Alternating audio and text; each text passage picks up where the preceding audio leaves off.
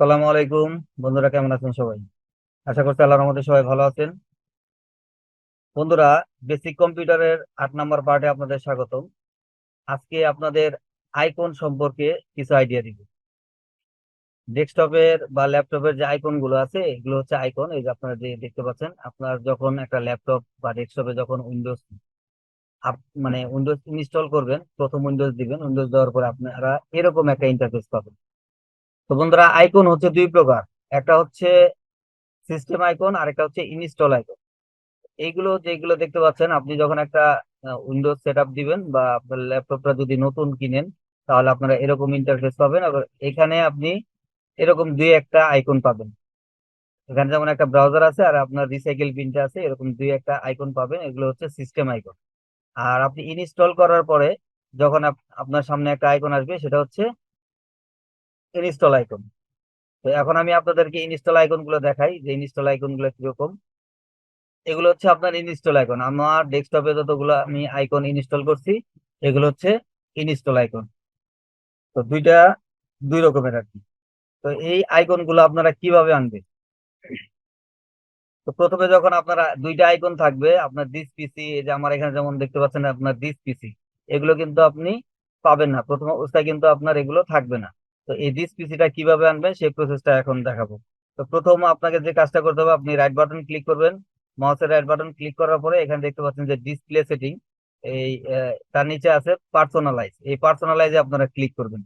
Click করার পরে আপনারা বাম পাশে দেখতে পাচ্ছেন যে থিম, এই থিমে ক্লিক করবেন।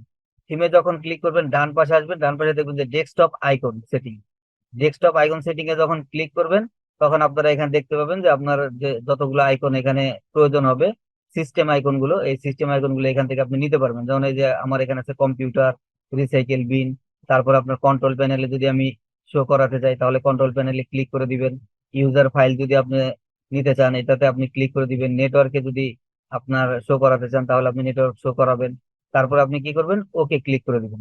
দেওয়ার পর আপনি এটা কেটে দেন, কেটে দিয়ে দেখেন আপনার এখানে সবকিছু চলে আসবে। এই যে দেখেন কন্ট্রোল প্যানেল এখানে কিন্তু ছিল না, আমার কন্ট্রোল প্যানেলটা কিন্তু চলে আসছে। এবার আমি আবার এটাকে যদি আমি সরিয়ে দিই, দেখেন আমি আবার পার্সোনালাইজে ক্লিক করতেছি। ক্লিক করে আমি আবার থিমে ক্লিক করলাম। থিম থেকে ডেস্কটপ আইকন, ডেস্কটপ আইকন থেকে এখানে আমি যদি আমার এই কন্ট্রোল প্যানেলটা উঠিয়ে দিই এবং ওকে দিয়ে দিলাম, এবার কিন্তু কন্ট্রোল প্যানেলটা আমার এখানে থাকবে না। দেখেন এখানে কিন্তু আবার কন্ট্রোল প্যানেলটা চলে গেছে। তো এই হচ্ছে আপনার আপনার আইকন গুলো কিভাবে আনবেন এবং কিভাবে আপনি সরিয়ে নিবেন, এটার সিস্টেম।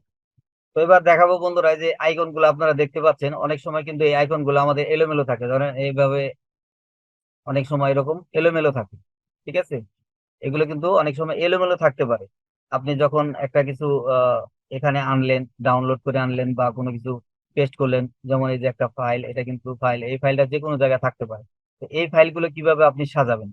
এই ফাইলগুলো আপনাকে নাম অনুসারে বা ভিউ অনুসারে বা ডেট অনুসারে আপনাকে সাজাতে পারবেন।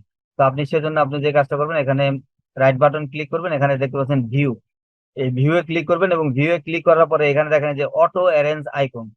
এখানে কিন্তু অটো অ্যারেঞ্জ আইকনে যদি আপনি ক্লিক করেন, তাহলে কিন্তু সবগুলো অটোমেটিক্যালি এরকম সেট হয়ে যাবে। আপনি যদি আবার এগুলোকে অন্যভাবে ভিউ করাতে চান, যেমন ধরেন এখানে লার্জ আইকন আছে, এই যে বড় করতে চান, আপনি যদি বড় করতে চান এরকম বড় করতে পারবেন। আপনি যদি আবার ছোট করতে চান, তাহলে আপনি এখানে রাইট বাটন ক্লিক করবেন, ভিউ এ ক্লিক করবেন এবং এই যে মিডিয়ামে যদি ক্লিক করেন, মিডিয়াম হয়ে গেল। আপনি যদি আরো ছোট করতে চান, তাহলে এখানে রাইট বাটন ক্লিক করবেন, ভিউ এ মাউসটা নিবেন, তারপরে যে স্মল আইকন আছে এখানে ক্লিক করবেন, ছোট হয়ে যাবে। আপনার ইচ্ছা মতো আপনি এভাবে সাজিয়ে নিতে পারবেন। তো বন্ধুরা, আজকে আমরা দেখলাম যে আপনারা আইকন গুলো কিভাবে আনবো, কিভাবে আমরা হাইড করতে পারি। এবার দেখেন যে আরেকটা সিস্টেম আছে যে আপনি এই আইকন গুলো এখানে থেকে কিন্তু হাইড করে ফেলতে পারবেন। তো আপনি রাইট বাটন ক্লিক করবেন, ভিউ মাউসটা নিবেন, এখানে দেখেন যে শো অন ডেস্কটপ আইকন, এইটা যদি উঠিয়ে দেন, দেখেন আপনার আইকন গুলো কিন্তু চলে গেল। এভাবে কিন্তু আপনি হাইড করে রাখতে পারেন। এখানে কিন্তু এটা কিন্তু আমার একটা ডিসপ্লে, ঠিক আছে? এটা কিন্তু ডিসপ্লেতে যখন আপনি একদম নতুন, যখন আপনি একটা উইন্ডোজ দিবেন, তখন কিন্তু এরকম থাকে, এটা একটা ডিসপ্লে। এই ডিসপ্লেতে আপনি দেখতে পাচ্ছেন। আর আমার আইকন গুলো কিন্তু সব হাইড হয়ে গেল। আমি আবার আইকন গুলো নিয়ে আসি, ভিউ মাউসটা ধরি, শো অন ডেস্কটপ আইকন, এই যে চলে আসবে। আমি এটাকে আবার মিডিয়াম করে নিই। এই হচ্ছে আপনার সিস্টেম। তো আইকন গুলো কিভাবে আপনি আনবেন এবং কিভাবে আপনি হাইড করে রাখবেন, কিভাবে অ্যারেঞ্জ করবেন অর্থাৎ কিভাবে আপনি সাজাবেন, এই প্রসেস গুলো আপনি আপনারা আজকে দেখলেন। আশা করি এই বিষয়টা বুঝতে পারছেন। যদি ভিডিওটা ভালো লেগে থাকে এবং এই ধরনের ভিডিও যদি আপনি আরো দেখতে চান, তাহলে অবশ্যই চ্যানেলটিকে সাবস্ক্রাইব করে পাশে থাকা বেল বাটনে ক্লিক করে অলে ক্লিক করে রাখবেন। তো ঠিক আছে বন্ধুরা, ভালো থাকবেন, সবাই সুস্থ থাকবেন। আসসালামু আলাইকুম, আল্লাহ হাফিজ।